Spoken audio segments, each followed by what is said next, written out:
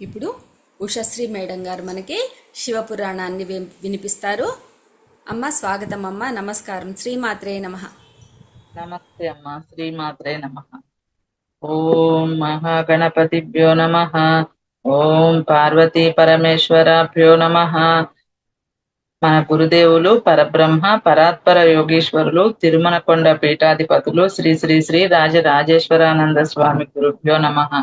గురుగారి పాద పద్మాలకు నమస్కరించుకుంటూ శ్రీరామక్రియా ధ్యాన మాస్టర్స్ కి, యోగులకు, సాధకులకు అందరికీ కూడా పేరు పేరున నమస్కారం చెప్పుకుంటూ ఈరోజు శివ శివ మహాపురాణంలోని నదులు, క్షేత్రములు, వాటి విశిష్టత గురించి తెలుసుకుందాం. నదులు, క్షేత్రములు అగణిత పర్వతారణ్యాలతో కూడుకుని ఉన్నది. 50 యోజనాల వైశాల్యం కలది అయిన భూమి శివాజ్ఞ వల్ల సమస్త ప్రపంచాన్ని భరిస్తోంది. ప్రపంచవాసులను తరింపజేయడానికి శివుడు అక్కడక్కడ తన క్షేత్రాలను వెలయించాడు. కొన్ని క్షేత్రాలు స్వయంభువాలు, మరికొన్ని ఋషి అనుష్ఠితాలు, మరికొన్ని దేవతాభివందితాలు. నది, సముద్ర తీరాలలో అనేక క్షేత్రాలున్నాయి. గంగా తీరాన కాశీ మొదలుగా అనేక క్షేత్రాలు విరాజిల్లుతున్నాయి. నర్మదలో స్నానం చేసి అక్కడే ఉండి ఒకరోజు ఉపవసించిన వారికి నాయక పదం లభిస్తుంది. చెప్పుకోదగ్గ నది గోదావరి. నిత్యం గోదావరి గోదావరి గోదావరి అని స్మరించినంత మాత్రం చేతనే సర్వ పాపాలని వల్లకాట్లో కలిపివేసే దివ్య నది గోదావరి.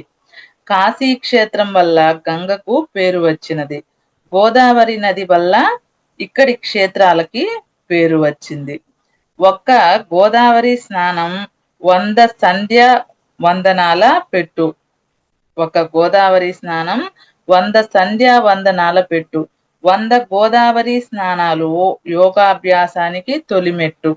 నిత్యం గౌతమి స్నానం గాని, పర్వదినాలలో గౌతమి స్నానం గాని ఇచ్చే పుణ్యం అంతా ఇంత అని చెప్పనలివి కాదు.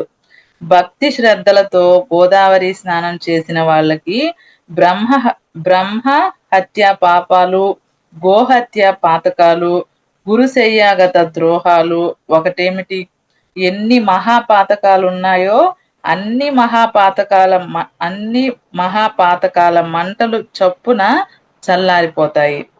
బృహస్పతి సింహరాశిలో ఉండగా గోదావరి పుష్కర స్నానం చేసిన వాడికి శివలోకం తప్పదని చెప్పాడు శివ పరమాత్మ.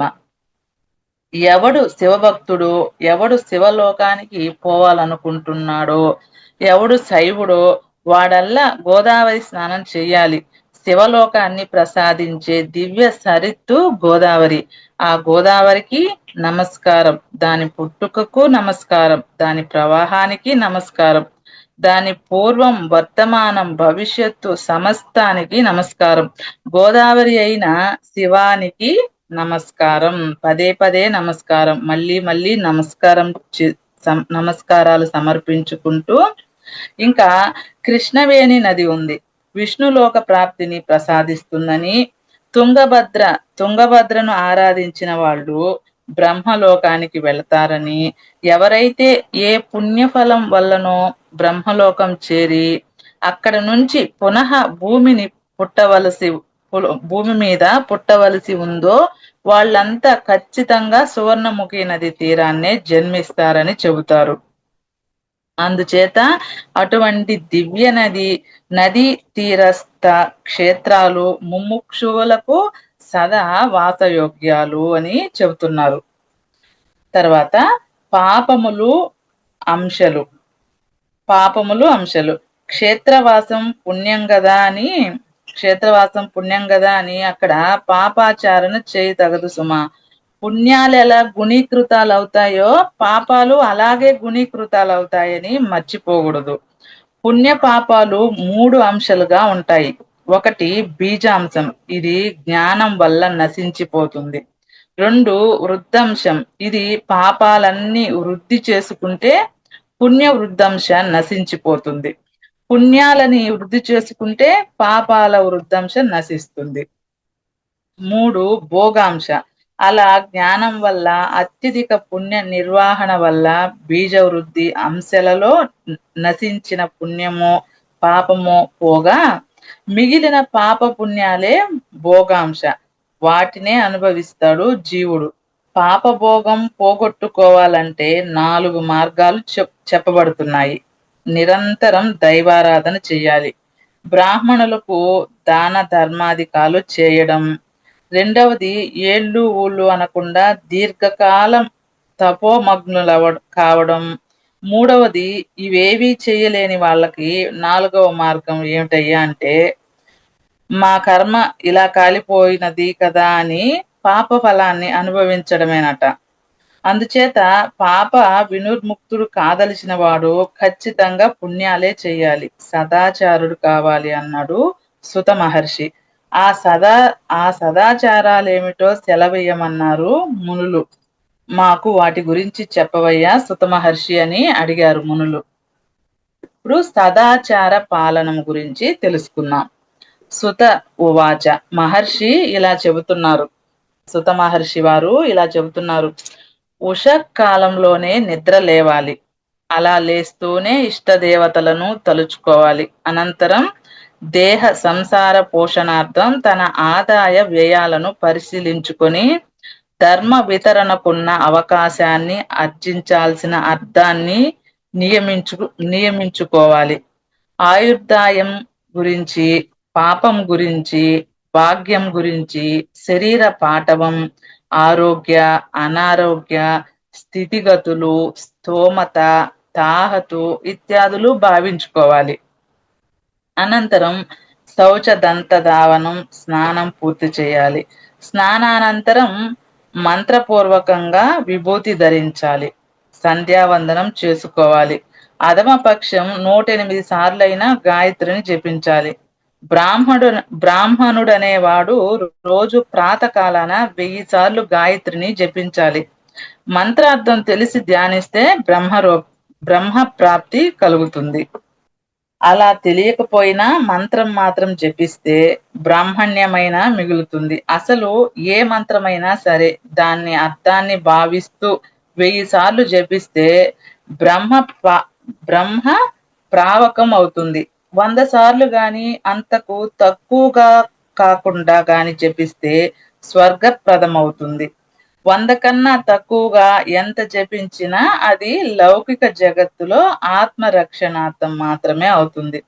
అలా గాయత్రి అనంతరం శివాలయంలో గాని, లేదా ఇష్టదేవత మందిరంలో గాని, లేదా స్వగృహంలోనైనా గాని ఆటంకం కలగని శుచి శుభ్రత ఉన్న స్థలంలోనే ధ్యానం కొనసాగించాలి.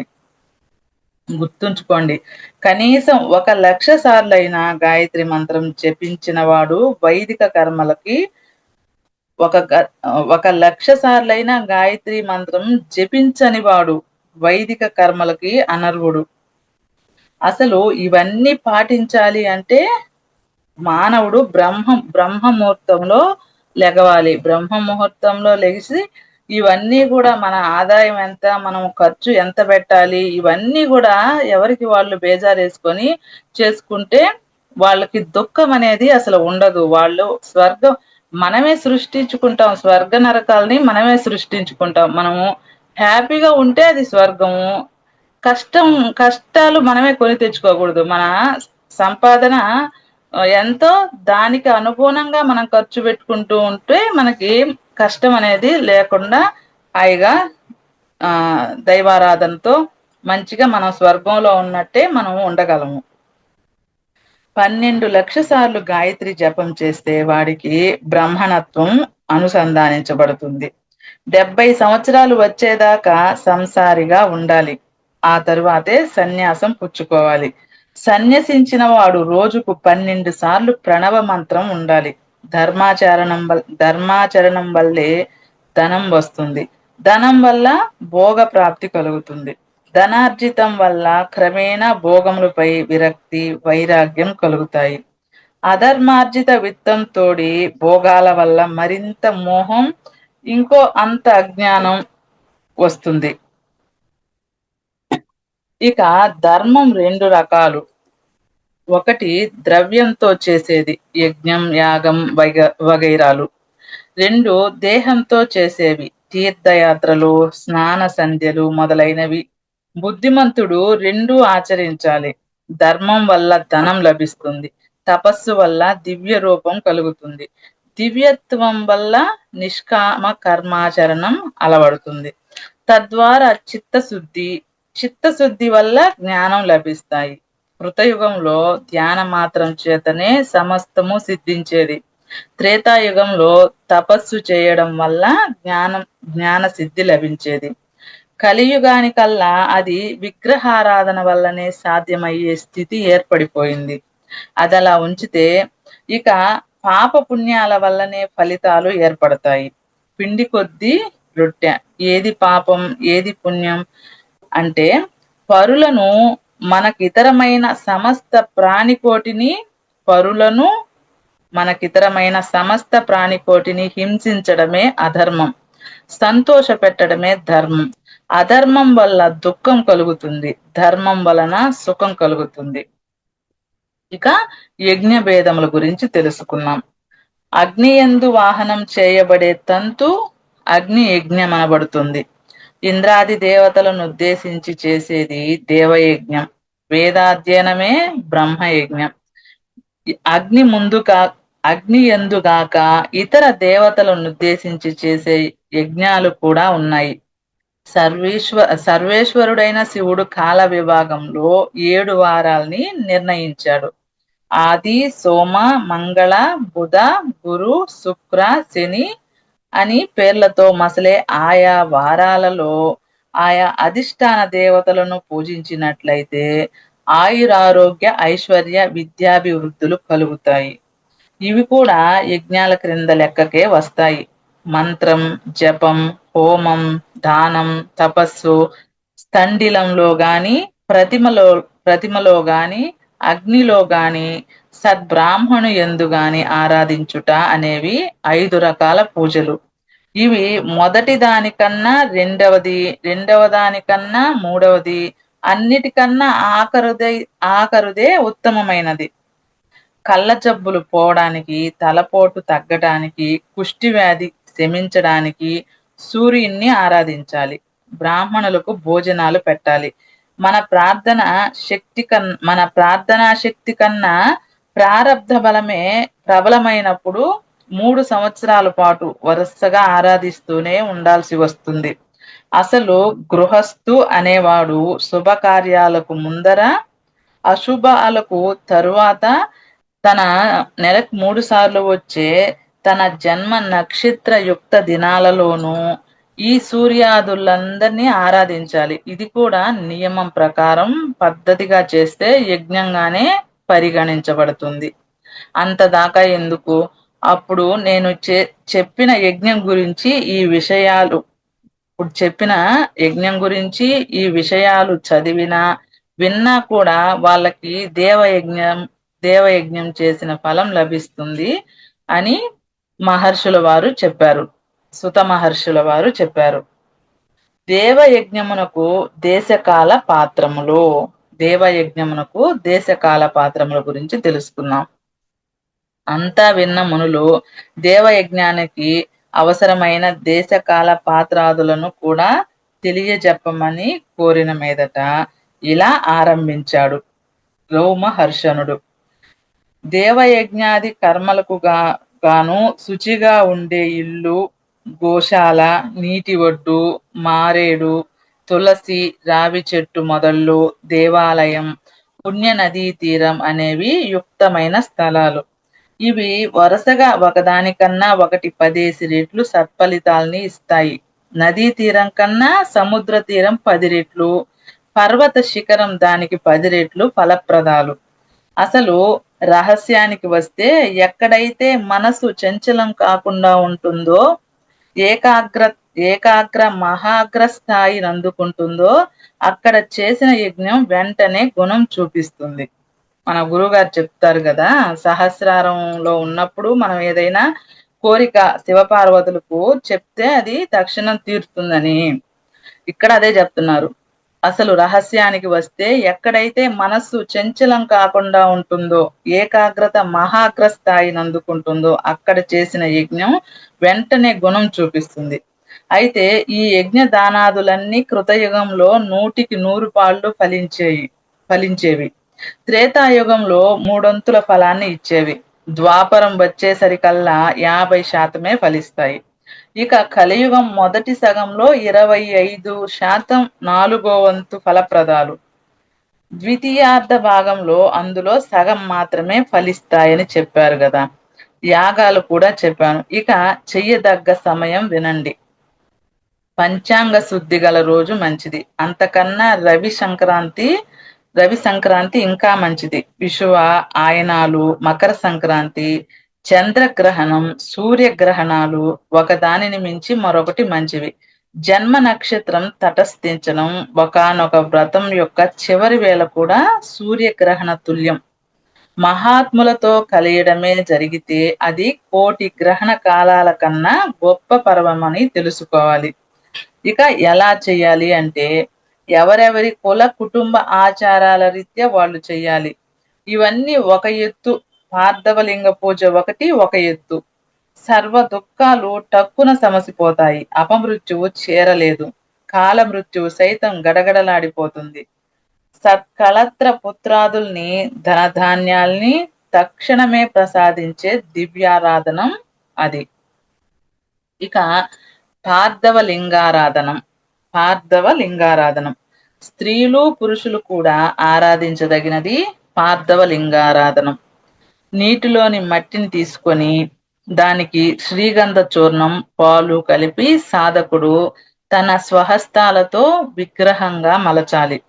అంగ ప్రత్యంగాలతోనూ సమస్త ఆయుధాలతోనూ పద్మాసనస్థులై కూర్చున్నట్లుగా ఆ ప్రతిమలను మలచాలి. అలా మలిచిన వినాయక, సూర్య, సౌరి, శక్తి విగ్రహాలను, పార్థవలింగాన్ని షోడశోపచారాలతో అర్చించాలి. సూర్యుడు, సౌరి విష్ణువు, శక్తి అమ్మవారు విగ్రహాలతో పాటు పార్థవలింగాన్ని, వినాయక ప్రతిమని షోడశోపచారాలతో అర్చించాలి. వాటిని అభిషేకించేటప్పుడు నీళ్లు ధారగా పోయనక్కర్లేదు. అలా పోస్తే పార్థవ ప్రతిమలు విచ్చిపోతాయి. కనుక అభిషేక మంత్రం చదువుతూ పువ్వులతో అభిషేక ద్రవ్యాన్ని చిలకరించాలి. వరి అన్నం నివేదించాలి.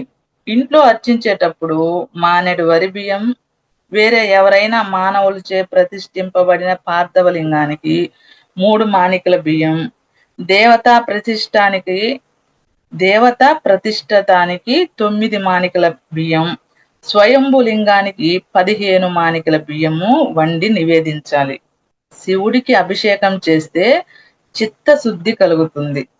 గంధమలిదితే సుకృతం వృద్ధి అవుతుంది. సుకృతం అంటే పుణ్యాలు. నైవేద్యం వల్ల దీర్ఘాయుష్యం కలుగుతుంది. ధూపాగ్రతుణ్ణి చేయడం వల్ల ధన వృద్ధి కలుగుతుంది. దీప ప్రదర్శనం వల్ల బుద్ధి బలం, తాంబూల సమర్పణం వల్ల సుఖ రాగాలు ఖచ్చితంగా అభివృద్ధి చెందుతాయి. అందువల్ల శక్తి మేరకే కాదు, తాహతుకు మించిన పనైనా సరే ఆ 6 పనులు మాత్రం చేయాలి. ఇక శివ పూజ అనంతరం నమస్కారం, జపం చేయాలి. శ్రావణ భాద్రపద మాసాలలో వచ్చే శుక్రవారాలప్పుడు, చవితి తిథి నాడు, శతభిష నక్షత్రంలోను, ధనుర్మాసం అప్పుడు మొత్తం 100 రోజులు గాని, సహస్ర గ్రాసాలు గాని వినాయకుణ్ణి అర్చించడం వల్ల లౌకికమైన కోరికలన్నీ తీరిపోతాయి. మన కోరికలు తీరేందుకు చేసే క్రియ కావడం వల్ల దీనిని పూజ అనే పేరున పిలుస్తారు. నిత్య నైమిత్తిక కర్మలు కొంతకాలానికి ఫలిస్తాయి. కామ్య కర్మలు యథావిధిగా ఆచరిస్తే అప్పుడే ఫలవంతాలవుతాయి. ప్రతి నెల బహుళపక్ష చవితి నాడు వినాయకుణ్ణి ఆరాధిస్తే పాపాలన్నీ పటాపంచలైపోతాయి. ప్రతి నెల బహుళపక్ష చవితి నాడు వినాయకుణ్ణి ఆరాధిస్తే పాపాలన్నీ పటాపంచలైపోతాయి. ప్రతి ద్వాదశి నాడు విష్ణువుని ఆరాధిస్తే సంపత్కరం. కర్కాటక మాసంలోను, సోమవారం నాడు, నవమి గడియల్లోనూ, మృగశిర నక్షత్రం వేళ అమ్మవారిని సేవిస్తే సర్వైశ్వర్య భోగాలు సంప్రాప్తములవుతాయి. ఆశ్వీజ శుద్ధ నవమి దేవి పూజకు శ్రేష్టం. ఆదివారాల్లోనూ ప్రతి చతుర్దశి నాడు ఆర్ధా నక్షత్రంలోనూ శివారాధన శీఘ్ర ఫలకారి. ముఖ్యముగా మాఘ బహుళ చతుర్దశి మహాశివరాత్రి నాడు శివారాధన వల్ల అన్ని విధాల అపమృత్యువులు తొలగిపోతాయి, ఆయుష్ పెరుగుతుంది. జ్యేష్ఠ మాసంలోను మార్గశిర మాసంలోను షోడశోపచారయుత శివారాధనం భోగ మోక్షప్రదం. కార్తీక మాసంలో దేవతారాధనం, తపోదాన హోమాదికాలు, నక్త భోజనాది నియమాలు ముఖ్యమైనవి. బ్రాహ్మణులకు భోజనం పెట్టడం శ్రేయోదాయకం. కార్తీక మాసంలో కపర్దిని ఆరాధిస్తే సర్వ వ్యాధులు సమసిపోతాయి. భూత ప్రేత పిశాచాది బాధలు తొలగిపోతాయి. కార్తీక మాస ఆదివారం నాడు సూర్యారాధన చేయడం వల్ల, నూనెతో తడిపిన ఒత్తుల దానం వల్ల కుష్టు మొదలైన భయంకరమైన వ్యాధులు కూడా నశించిపోతాయి. అదే రోజున కరక్కాయ, మిరియాలు, క్రొత్త బట్టలు, పాలు ఇత్యాదులు దానం చేసిన లేదా ఒక బ్రాహ్మణ బాలుడికి ఉపనయనం చేసిన క్షయవ్యాధి నశిస్తుంది. ఆవాలు, దీపాలు దానం చేస్తే అపస్మారక రోగం హరిస్తుంది. ఎంతటి దరిద్రమైనా సరే కృత్తికా నక్షత్రంలో కూడిన సోమవారం శివారాధన చేస్తే అంత దరిద్రము కూడా అంతరించిపోతుంది, సంపద అభివృద్ధి కలుగుతుంది. కృత్తికా నక్షత్రయుత భౌమవారం నాడు కుమారస్వామిని ఆరాధించడం, దీపగంట దానాలు చేయడం వలన అతి త్వరలోనే వాక్ సిద్ధి కలుగుతుంది. కృత్తికా నక్షత్రంతో కూడిన బుధవారం నాడు విష్ణువుని ఆరాధిస్తే పెరుగన్నం, దధ్యోదనం దానం చేస్తే సంతానం కలుగుతుంది. కృత్తికా నక్షత్రంతో కూడిన గురువారం బ్రహ్మను సేవించి తేనె, నెయ్యి, బంగారం దానం చేస్తే సమస్తమైన సుఖ సౌభాగ్య భోగాలు వృద్ధి చెందుతాయి. కృత్తికా నక్షత్రయుక్త శుక్రవాసరాన వినాయకుణ్ణి ఆరాధించి సుగంధ పుష్పాలను, అన్నదానాన్ని ఆచరించిన వారికి మేలిమి వస్తువులన్నీ సిద్ధిస్తాయి.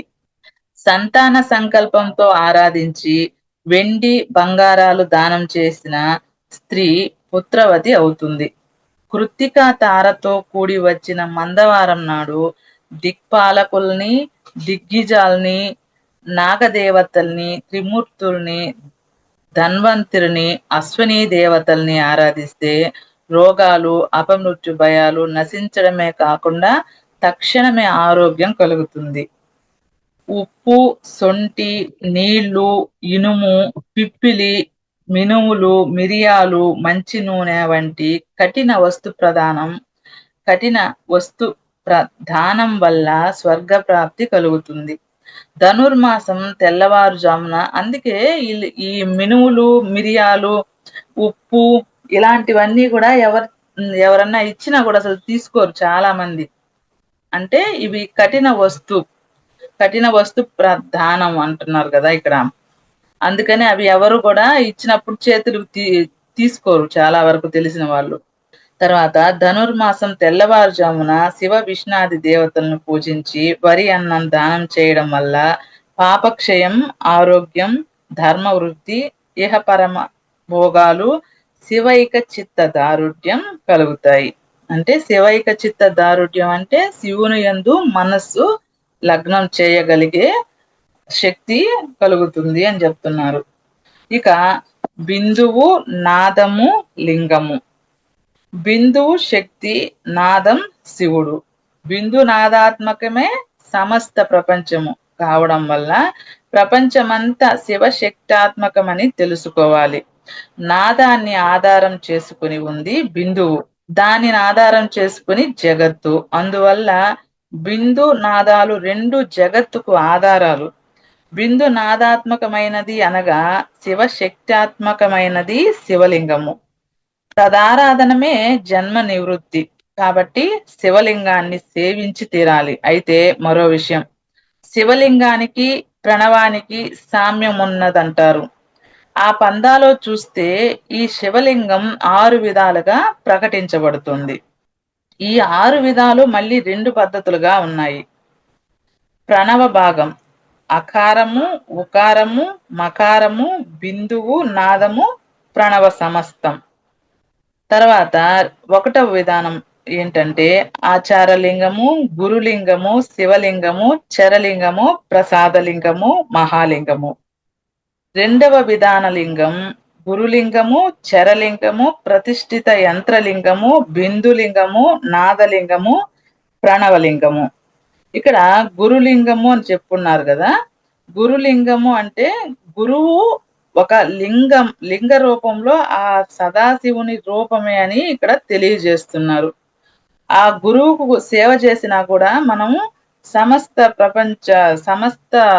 ఆయన మహాశక్తి మహాశివుడికి సేవ చేసిన విధంగా ఇక్కడ చెప్తున్నారు. గురువే ఒక లింగ రూపుడు అనేది ఇక్కడ ప్రధానంగా చెబుతున్నారు. తర్వాత ఇలా ఒక్కొక్క విధానంలో 6 లింగాలు ద్వివిధ ద్వాదశ లింగాలుగా చెప్పబడుతున్నప్పటికీ శివ ఆగమాల రీత్యా మాత్రం ఆచార గురువాది లింగాలే సరి అయినవిగా తోస్తున్నాయి.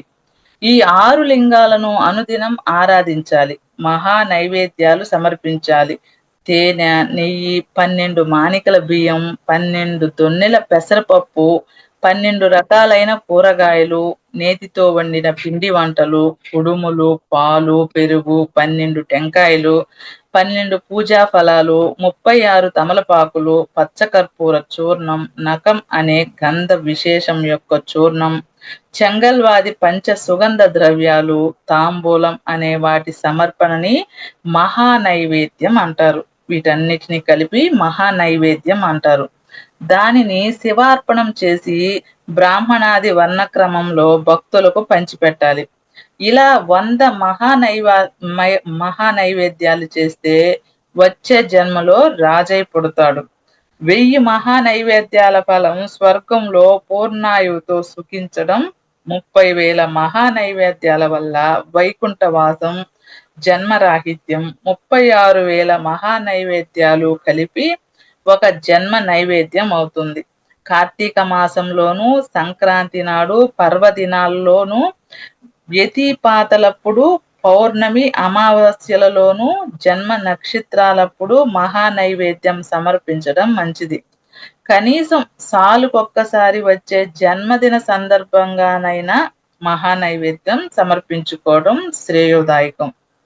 రుద్రాక్షలని ధరించండి, విభూది దాల్చండి, శివ పంచాక్షరిని జపించండి, శివలింగాన్ని ఆరాధించండి. ఈ 4 మిమ్మల్ని శివభక్తులను చేస్తాయి. అందరికన్నా ఉత్తముడైన శివభక్తుడు శివుడితో పాటు శివభక్తుల్ని కూడా సేవించి తరిస్తాడు. అటువంటి వాడు ఏ మినహాయింపులు లేకుండా మోక్షానికి వెళ్ళిపోతాడు అని చెప్పబడుతుంది ఇక్కడ. ప్రణవ పంచాక్షరి మహత్యాల గురించి ఇప్పుడు తెలుసుకుందాం. ప్రణవ పంచాక్షరి మహత్యాలు. శివారాధన గురించి మాకు తెలియనివి ఎన్నో విషయాలు చెప్పి మమ్మల్ని ధన్యుల్ని చేశావు. అలాగే ప్రణవ పంచాక్షరి మంత్రాలను కూడా వినిపించవయ్యా మహర్షి అని మునులు కోరడంతో సుతుడు వాళ్ళ వాంఛితాన్ని ఇలా వివరించనారంభించాడు. తాపసులైన మీరడిగిన ప్రశ్నకు తగిన సమాధానం చెప్పడం శివుడికే సాధ్యం. అయినా నా ఓపిక మేరకు తెలియజేస్తాను, వినండి. శివుడే రక్షించాలి. నవ ప్రణవం అయ్యింది. ప్రకృతి వలన జన్మించిన సంసారం అనే సముద్రాన్ని తరింపజేసే నవ అంటే సూక్ష్మమైన నౌక అని అర్థం చెప్పుకోవచ్చు. ఇంకా చాలా అర్థాలు ఉన్నాయనుకోండి, అవి అలా ఉంచుదాం. ఇక ప్రణవం 2 రకాలు. అవి 1 స్థూలం, 2 సూక్ష్మం. సూక్ష్మం అంటే ఒకే అక్షరం, స్థూలం అంటే 5 అక్షరాలలో ఉంటుంది. జీవన్ముక్తికి సూక్ష్మ ప్రణవమే విధాయకం. 36 కోట్ల సూక్ష్మ ప్రణవ జపం వల్ల ఆ జన్మలోనే శివయోగం సిద్ధిస్తుంది. గృహస్థులై శివోపాసకులైన వారికి పంచాక్షరియే స్థూల ప్రణవమై విరాజిల్లుతుంది. ఈ గృహస్థ యోగం